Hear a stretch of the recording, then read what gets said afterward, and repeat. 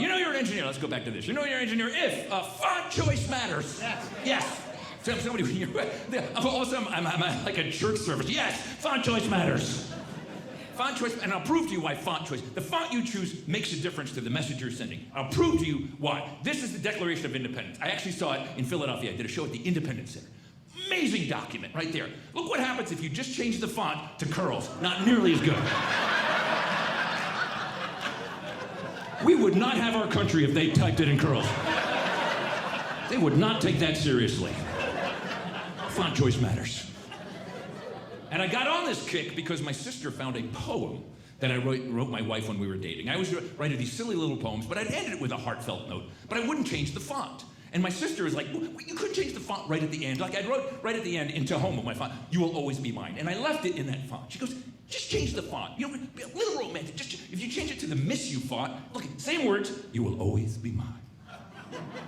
Hear that? The ladies actually went, oh. Same words, the only thing I changed was the font. Now, you change it to something strange font, "You will always be mine."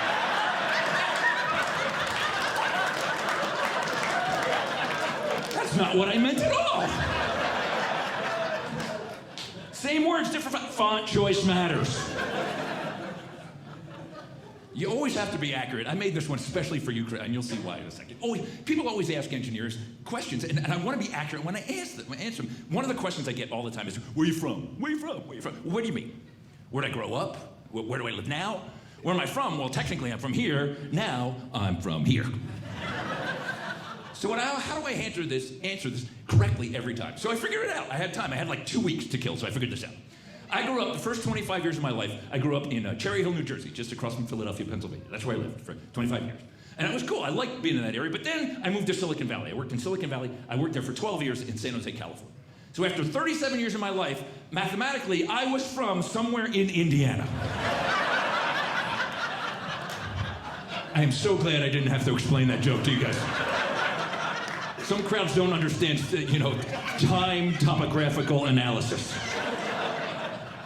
Now, I was in San Jose for a while, then I moved to Southern California. I've been in Southern California over here. I've been there 25 years. So as of today, I figured out, if you figure it out, I'm gonna zoom in. I'm from Utah, right there, look at this. I am actually from Provo. Look at that,